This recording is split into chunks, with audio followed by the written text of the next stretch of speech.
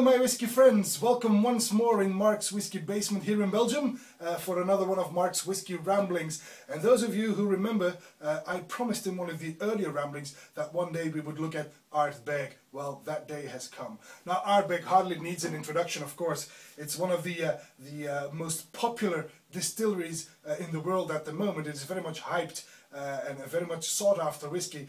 It can be found on Islay, the southern coast near Port Ellen. And that is, of course, one of the peaty whiskies that is around and has been, by many connoisseurs, been voted best whiskey of the year several times in a row already. So we can assume that the whiskey created at Ardbeg is very good. Now, Ardbeg, the distillery, was founded in 1815, but it has a bit of a checkered past. It's had some financial troubles in the past. It was closed, reopened, closed, reopened. It hasn't really been a smooth ride for Ardbeg until recently, because the last time it closed was in 1949, but then Glenmorangie stepped in. Glenmorangie, who already owned, obviously, the Glenmorangie distillery in the Highlands, creating that fine spirit from Tain, they bought the distillery and the stocks, and they even invested £1.4 million in refurbishing and getting the distillery back off the ground. They even built some new warehouses on the island, because Ardbeg now produces about 1 million litre spirit per year, so they need a lot of warehouse space. Previously, many casks of Ardbeg were matured actually on the Scottish mainland, but that is now behind us with the new investments done by Glenmorangie. All the whiskey that is produced on Ardbeg is matured on the Isle of Islay. There you go. Well, anyway, one of the perks of being a committee member of Ardbeg is that you are able to get these beauties. You know that Ardbeg usually releases whiskey with a black label. Well, the tan labels indicate that they are committee bottlings. Joining the committee is totally free. All you have to do is go online, enter your email address, and you are a committee member. One of the perks is that you will be able to get these bottlings before the general public does.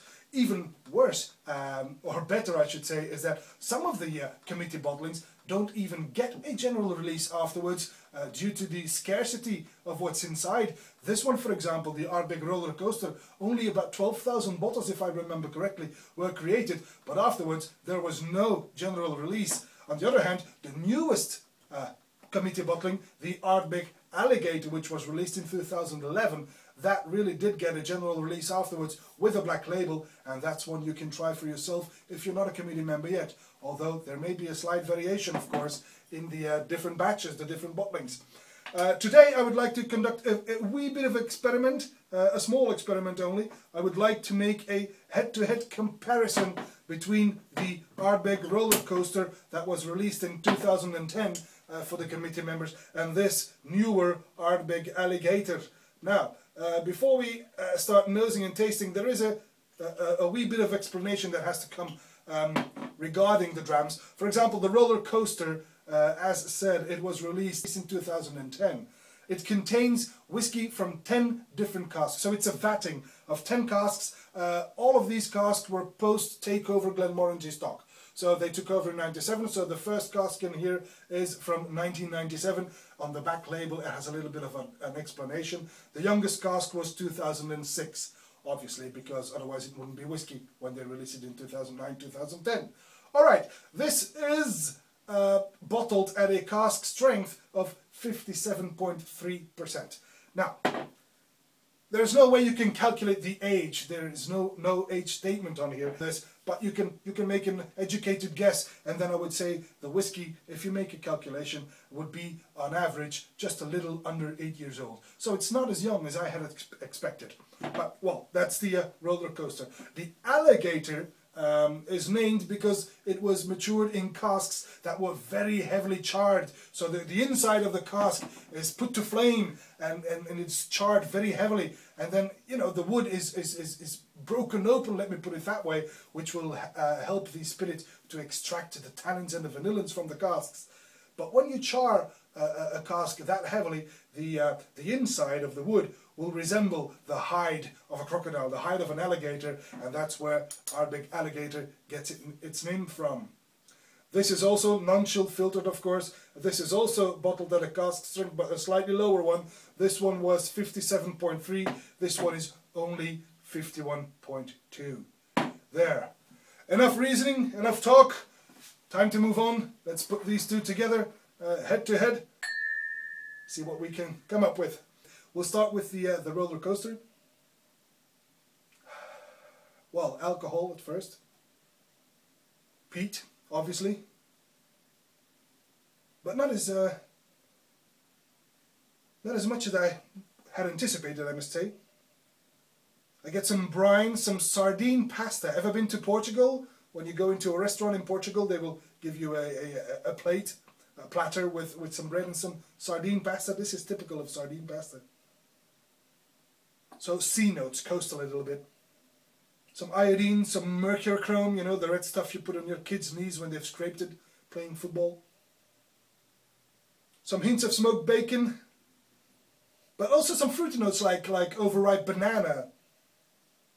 Some pears. I like this one. This is fruity. The sea is definitely there, but there's also a lot of fruit going on. The alligator, well, there's again alcohol and peat, which is quite obvious. It's totally different though. It's totally different. In this case I get some wild cherries. Even some mango in there. So it's more exotic fruit, while on this one I had some rather, how to put this, more sea, and then some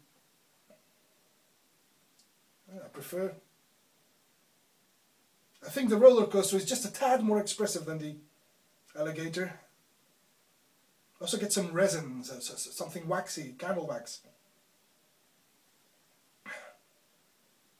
Some menthol as well. Eucalyptus maybe.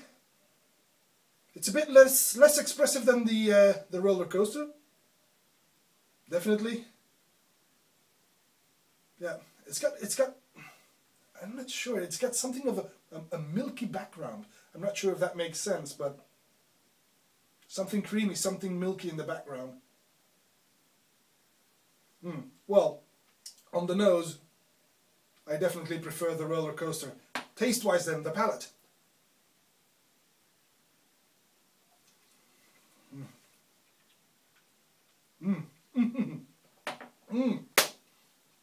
That is, oh yeah, that is powerful. My salivary glands are going into overdrive here.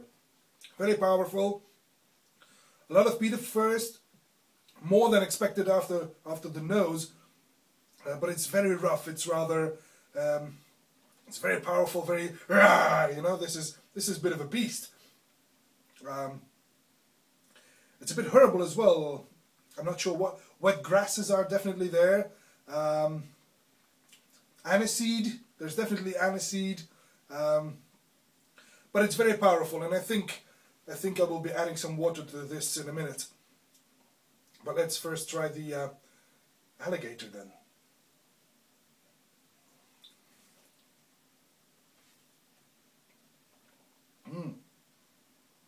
That's powerful too. Very fruity. A lot more fruity now, but also a bit drying.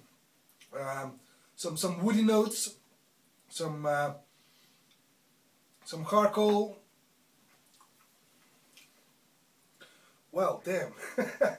I was going to say roller coaster is my favorite, but on the palate, I'd say the alligator is doing a very good job. It's rather spicy too, you know. There's some charcoal smoke, some salt, some peat, some a slight bitterness. I like it.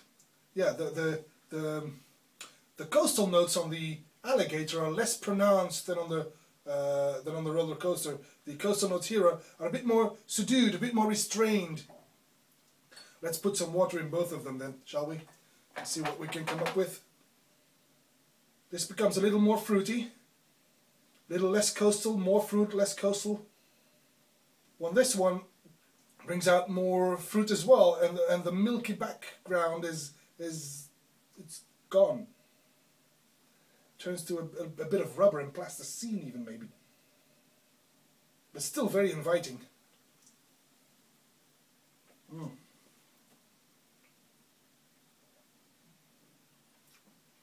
Yeah, definitely aniseed. rubber boots that have been in the basement too long, you know, getting a bit moldy. But also some vanilla and green apples. I really like the roller coaster.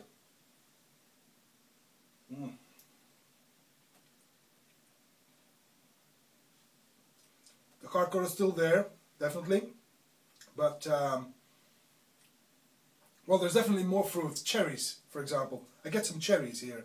A bitter spiciness as well, and some licorice. Definitely licorice. It's a dirty job, but, you know.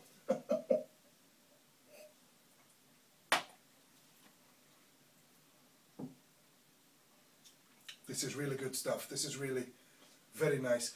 The finish is it's a bit earthy, you know. There's there's salt in there, the sea salt, you know, not brine, but a soft, you know, a pinch of salt. Some cough syrup in there as well. It lingers, but then it ends at the death with some cough syrup, excuse me, well, it's pretty sweet at the death. I'm definitely fond of the roller coaster, let that be clear.